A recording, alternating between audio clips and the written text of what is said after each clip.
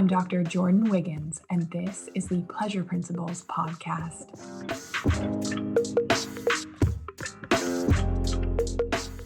Join me on this journey where sex, science, and sensuality meet. Let's change the conversation around sex and pleasure together.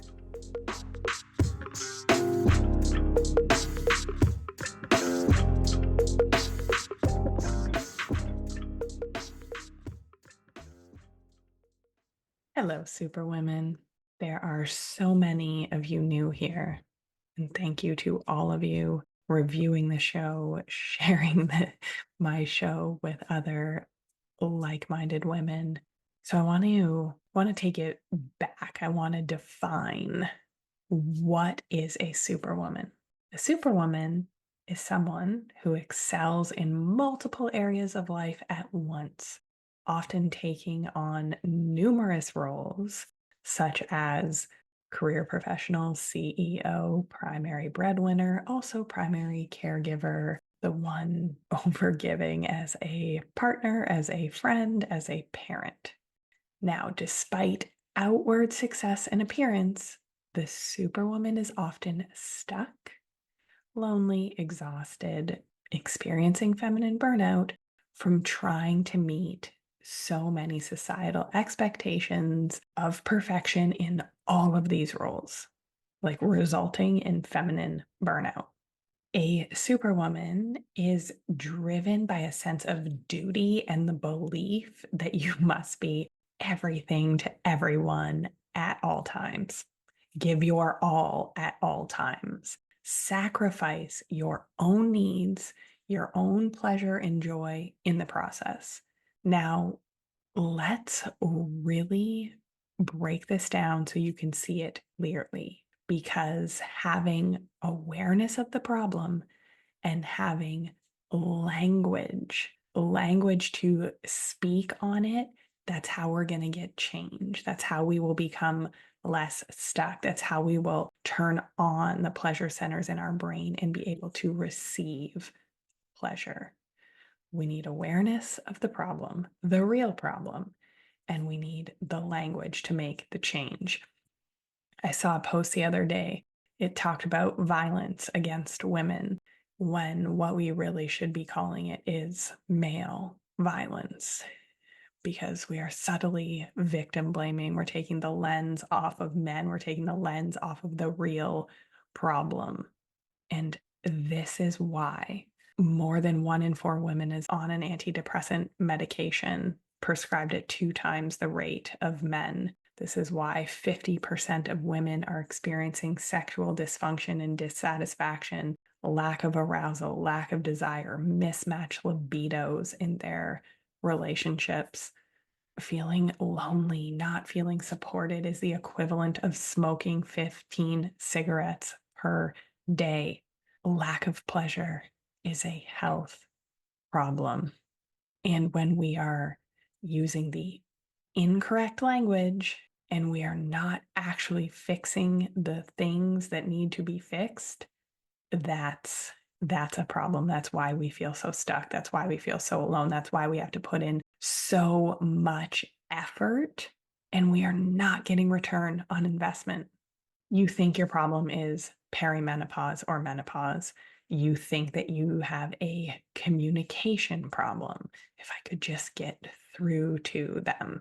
You are lonely from being the one that takes care of it all. You want to stop. You want to be able to put it all down, to be cared for, to learn how to care for ourselves. You think a date night's going to solve the problem. Well, try a date night when you are a superwoman experiencing feminine burnout.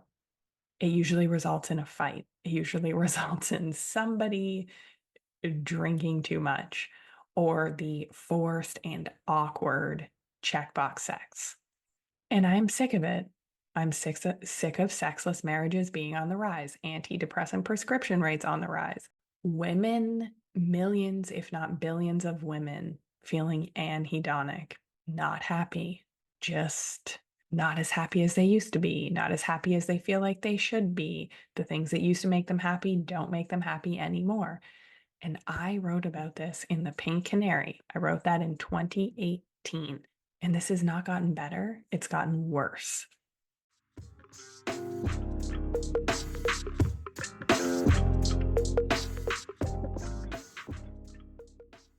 Now, here is the catch, and this is the problem. We are rewarded for our superwoman traits at work.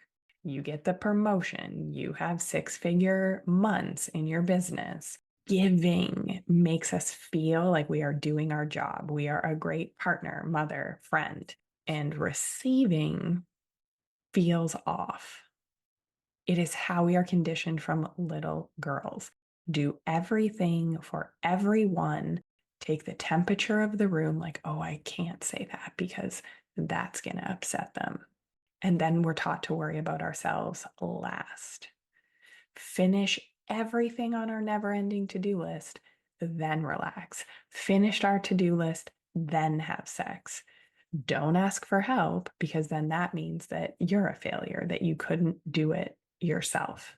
And superwomen, we are taught to not need anyone. Make your own money. Don't rely on a man. And this is why it is so exhausting. This is why we feel so stuck. Because what happens when our insides, how we feel on the inside, does not match the outside? We are smiling, but we are internally resentful. We are forcing ourselves to laugh, but we are very lonely and don't feel seen. When one thing, this happened to me last week, when one small thing gets added to your to-do list and you want to blow everything up, throw your phone away, run away, move to a small island, when there's no real passion left in your relationship, when you're teammates, like you're just partners doing life together, but you desire so badly to be properly fucked and cared for, but your husband, partner is giving you the ick. They like come near you and you're like their touch repulses you, or just the amount of effort that it would take to get in the mood, it just doesn't seem worth it with the other several things that you have on your to-do list. So I want to talk to you about the incongruence, the traits that get us success professionally in career, but become a hindrance to us with our personal life, with our happiness, with our well-being, and they leave us with feminine burnout.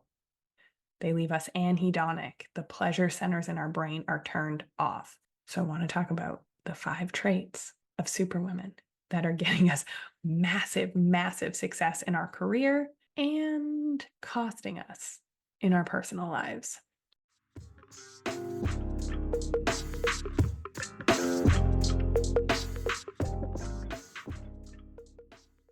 Okay, the first trait that gets us massive success in career, costing us in our personal lives, it is overgiving to the point of feminine burnout. When we become so invested, when it is so ingrained in us to give, to overgive to the point that it hurts us. And it hurts us in 3 areas. Feminine burnout affects us in 3 areas: physically, emotionally, and relationally. So when we care so much about others, our clients, our neighbors, our partners, at the detriment of ourselves. So when we give and we give and we give until we have nothing left in our tanks, we don't have peace. We don't have pleasure. We do not have our health. There are areas of our relationship that are suffering. Relationships, really, with our children, with friends, with partners. And we tell ourselves, because this is what we've been taught, but we tell ourselves that we're kind. That is what a good wife would do. That is what a good neighbor would do. This is what a good mother does for her kids. But these do not create healthy reciprocal relationships. They create relationships where one person is the overgiver other person is the under functioner. Now, is it nice to give of our time, of our energy, of our money, of ourselves, right? And when we start to give of ourselves, that's where this becomes a problem.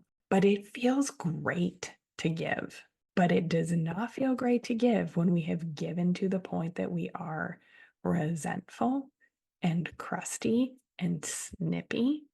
And then we are mad at others because we have over given. And I can hear you. You're going to say, well, if I'm not doing it, it's not going to get done. If I'm not taking to the appointments or doing the over functioning, then it won't get done. Oh, but there's a caveat, Superwoman, because my clients, children, partners, employees, they are stepping up now. They are planning the much needed vacation away with just telling them what to pack. They are taking care of all details, including childcare. They are taking care of the house reno situations or house issue situations that pop up. And yeah, I'd also like to know why that is our issue when we're working and taking care of the kids and doing everything. And I had a client who had a house issue pop up, and she was handling it while her husband, and she's the primary breadwinner, he does not work. He was going to play tennis with his friends while she was fixing the house issue at home. Who would not be crusty in that situation? Anyways, I digress. So, are you overgiving to the point of burnout? I have two questions for you to ask yourself. Can you stop? Can you stop overgiving? Because if you can't, that is the problem. It's when overgiving is just your state of being, because you're always going to end up in feminine burnout. You're always going to end up with your pleasure centers turned off. So that brings me to question number 2. Am I crusty?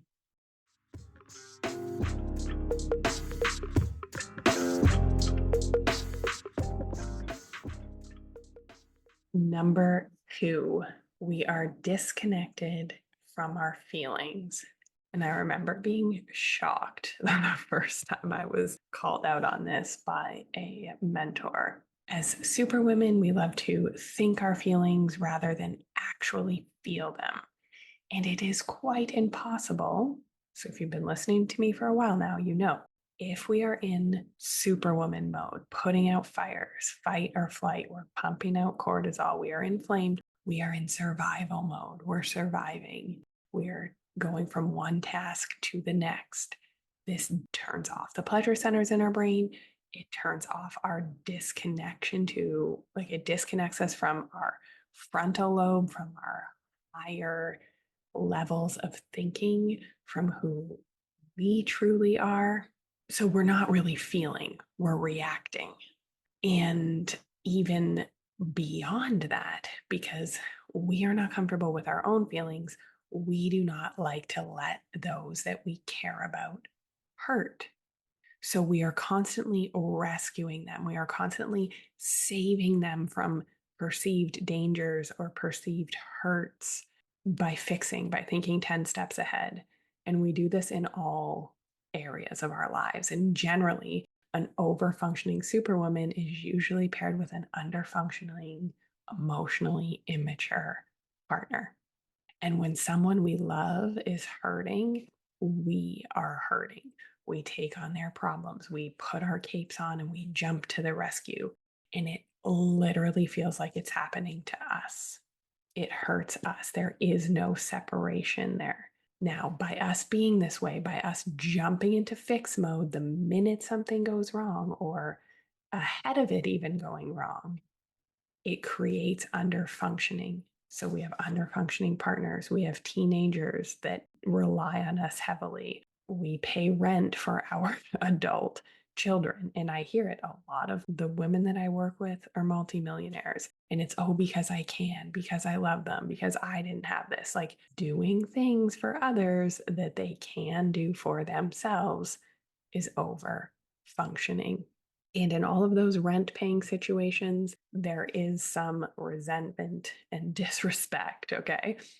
And we can do these things, but we have to be energetically clean on them. And Superwomen are not. We give, give, give until our pleasure tanks are empty. We have feminine burnout, and then we are resentful and crusty. The third Superwoman trait that gets us success in career, but destroys intimacy and connection is lacking boundaries. And this is literally us not being separate from those around us, from our environment. And how I explain it is having holes in your pleasure tank. This is episode 117 of the Pleasure Principles podcast if you want to learn more about your pleasure tank. Leaky boundaries. So, our focus from when we were little girls is external, to be on others.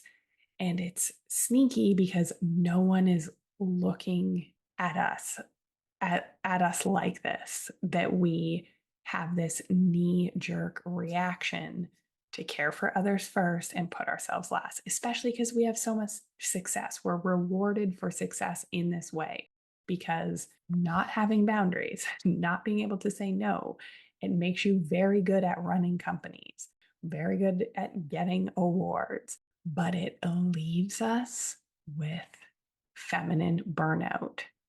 When we have given to the point that we have given up ourselves, when we have more energy output out than coming back in, it's a problem. It ends with physical health issues, emotional health issues, and issues in our relationships. They are not satisfying long term. And it even gets to the point, some of my clients, they're on their second marriage and they're like, how did I get here again? Well, these Superwoman traits are contributing. And also, I say this disclaimer often, but I need to say it again. This does not apply to abusive relationships. Everything that I talk about does not apply to abusive relationships because you can give and give and give and walk on eggshells, turn yourself inside out, and it will never be enough. It is all a game of power and control, but that's a different story. But I just want to say, if you are in an abusive relationship, this does not apply to you. The fourth trait, Superwoman trait, is avoiding conflict, not liking conflict. And this kind of goes hand in hand with point number 2. Most of us avoid conflict because we don't like the way it makes us feel. We don't like it makes the way our loved ones feel. So we are in denial for how bad it is. If something is broken, we just jump to fix it. That's why people want us on their teams. We are great to have around because we jump into action. We are tolerators with such a good capacity to do more, to take on more, to handle more stress. We are so capable. But I'm saying this all the time to my clients. Just because you are capable, just because you can, doesn't mean you should. So we make excuses for our loved ones. We make excuses for our kids. We make excuses for our employees, excuses for our friends. And these excuses, this is actually called denial. And your beautiful Superwoman head is in the sand about your loved ones drinking, gaming, work addiction, this then them being wasted and wanting to have sex with you when you're drunk. We need to stop minimizing, stop tolerating, stop making excuses for this underfunctioning behavior. In fact, I had a prospective client the other day. She said her boss called her at her grandmother's funeral. Her boss called her at her grandmother's funeral, knew she was away at the funeral and called her with an urgent matter because he knew she would handle it. Okay. And did she want conflict in that situation? Definitely not. But it's just a small example of all of these are small examples of the things that we avoid. And by avoiding conflict, it leads to resentment. I had a client message me, and this is when they start to take their heads out of the sand and start to realize how much they have overgiven and how imbalanced the energies are in their relationship. And she said, I'm sitting down, reviewing taxes, cleaning up after she worked a full day, and her partner is just chilling. And she's like, oh, she worked a full day and she cleaned. And her partner was just chilling. And she was actually like, what the fuck? But she had to wake up to this. And a part of how she got there was by being conflict avoidant for years. Clients whose partners don't come to important appointments or important family events or things for the kids. And it's always a justification. Oh, well, he's working or he's stressed. He has a lot on his plate, but you literally have 10 times more on your plate. Making decisions to make your parents happy, like picking, they want to pick your partner or pick who's in your wedding party or care about what other people think. Like all of this stuff is an element of lacking boundaries and it is an element of being conflict avoidant. And finally, number 5, Superwoman trait is that our relationships lack passion and intimacy. Because of all the previous 4 traits that I mentioned, we have the mother child dynamic in our relationship. So we have shown up, we've overgiven, and what ends up happening is even if our partners want to or were trying to help to do things to contribute, but our pleasure centers are turned off. We are in survival mode, fight or flight. Our tanks are empty. What are we doing? We are criticizing the help, the way that they did it, or the part that they left out or didn't do the way that we would do it. So, caregiving and intimacy do not mix, just like feminine burnout and sex do not mix. If this is you, if I'm speaking to you, this does not get better, it gets worse. And you would like to tell yourself stories about how you're going to fix it yourself. This doesn't heal in a silo. This does not heal alone. If you could have lone wolfed this and done it already, I know you would have. You need help. You need support. You need community. And there are 2 ways to work with me right now. I have 2 spots left for private coaching for the rest of the year. So I will not be opening my private coaching again until January or February. You can head down to the show notes and fill out an application. And the other way to work with me is to apply for, this is the highest level, closest proximity to me, the mentorship, pleasure mastery, intimacy mastermind, private coaching experience for high functioning women that want to have Superwoman deconditioning. You don't want to be this way. You don't want to overgive to the point that you're resentful and crusty and snapping at your kids, but you don't know how. You want pleasure mastery. You want to learn how to turn the pleasure centers in your brain back on and learn how to give and receive love, learn how to feel more good, be able to tolerate more good in your nervous system. Because let's face it, the struggle, the survival, that feels normal. When things start going really good, you start to panic. You start to think the other shoe is going to drop because that is how you've been conditioned. When your tank is 50% full, when we fill your pleasure tank to 50%, that is when we can change things. That is when we can have relational prowess, mastery in how we relate to others. Okay. So I know where you're at. I know that overwhelm, that feeling of, I don't even think I can add one more thing to my plate. Well, Superwoman, what is your plan? If you don't, keep doing what you're doing because it doesn't get better, it gets worse. So even if you're not sure what the best way to work with me is, head down to the show notes, fill out an application, and I can tell you based on where you are at, where the best place to start with my work is. But you need to be ready to invest and you need to be ready to put in the work. Not that that is ever a problem for you, Superwoman. And if you are a Superwoman experiencing feminine burnout, what can you do right now in this moment? Well, I already told you. Fill out an application and let's actually fix this. So 2025 is not a repeat of the last few decades of your life. There is joy, there is passion, there is connection, there is support. It is possible for you. The other thing that you can ask yourself is, what is one thing I need right now? And then third thing is, what is one promise that I can keep for myself? And that is going to help turn on those pleasure centers, help get you relating to your higher self. But that is a band-aid fix.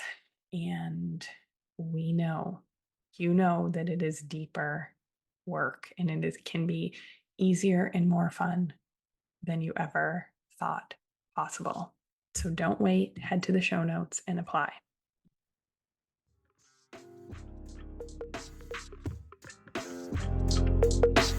Have a great week, everybody.